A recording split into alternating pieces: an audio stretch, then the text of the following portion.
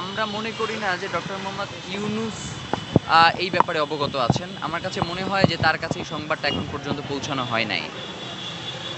তো যার কারণে আমাদের কাছে মনে হয়েছে যে তারা তো একটু শ্রবণ শক্তি তাদের একটু কম, তারা একটু কম শোনেন। তো এইজন্য একদম তাদের কর্ণকুহুরে এসে আমরা বলবার চেষ্টা করছি যে শহীদ ওসমান হাদির হত্যার বিচার করতেই হবে। এবং বাংলাদেশে যেই তদন্তগুলো হচ্ছে এখন পর্যন্ত সেখানে আমরা কোনো ধরনের আশার আলো আমরা দেখতে পাচ্ছি না। আজকে শহীদ ওসমান হাদির হত্যা মামলার চার্জশিটের শুনানি যেটা, সেটা ৪-৫ বারের মতো তার ডেট পেছানো হলো এবং এখন পর্যন্ত একটা পূর্ণাঙ্গ চার্জশিট প্রেরণ করা গেল না। এবং এইটা আদৌ প্রেরণ করা সম্ভব হবে বলেও আমরা মনে করছি না, বা হলেও সেটা আসলে কতটুকু পিছনের ব্যক্তিদেরকে নিয়ে আসা সম্ভব হবে সেটাও আমরা বুঝতে পারতেছি না। তো যার কারণে আমরা মনে করছি যেহেতু জুলাই গণহত্যায় জাতিসংঘের অধীনে একটা নিরপেক্ষ তদন্ত হয়েছে, শহীদ ওসমান হাদির ক্ষেত্রেও যদি জাতিসংঘের অধীনে একটি নিরপেক্ষ তদন্তের ব্যবস্থা করা যায় তাহলে সেটা বাংলাদেশের স্বাধীনতা সার্বভৌমত্বের জন্য একটা মাইল ফলক হয়ে থাকবে এবং ডক্টর মোহাম্মদ ইউনূসের জন্য এটা একটা মাইল ফলক হয়ে থাকবে।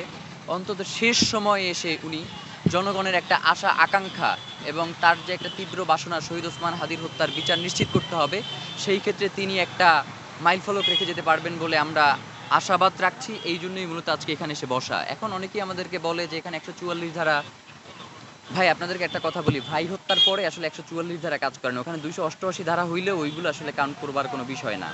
মানে আপনি আমাকে কি করবেন? মারবেন, জল কামানে পানি ছুড়বেন, প্রয়োজনে আমাকে এখানে পিটিয়ে মেরে ফেলবেন, এর বাইরে তো আপনি আমাকে কিছু করতে পারবেন না। আমরা এই সকল অবস্থার জন্যই প্রস্তুত আছি। মানে আমাদের অভিভাবক, আমাদের ইনকিলাব মঞ্চের মুখপাত্র শহীদ ওসমান হাদির হত্যা করেছে প্রকাশ্য দিবালোকে, তার কোনো বিচার হচ্ছে না আর আমাদের বেঁচে থাকার খুব শখ জাগছে, ব্যাপারটা এমন নয়। শহীদ ওসমান হাদির হত্যার বিচার নিশ্চিত করতেই হবে এবং যেহেতু অন্তর্বর্তীকালীন সরকারের আমলে প্রকাশ্য দিবালোকে শহীদ ওসমান হাদিকে গুলি করা হয়েছে, যার কারণে অন্তত এই অন্তর্বর্তীকালীন সরকারের একটা দায় আছে শহীদ ওসমান হাদির হত্যার বিচারিক কার্যক্রম শুরু করে দিয়ে যাওয়া। সেই জায়গা থেকেই মূলত আজকে আমরা এখানে এসে বসেছি। আমরা বিভিন্ন দপ্তর দপ্তর ঘুরতে ঘুরতে ক্লান্ত হয়ে গেছি, কিন্তু শহীদ ওসমান হাদির হত্যার বিচার নিশ্চিত করবার জন্য আমাদেরকে যদি আকাশসম পথও পাড়ি দিতে হয়, আমাদেরকে শত বাধা ডিঙিয়েও যদি সামনের দিকে এগিয়ে যেতে হয়, আমরা তার জন্য প্রস্তুত রয়েছি।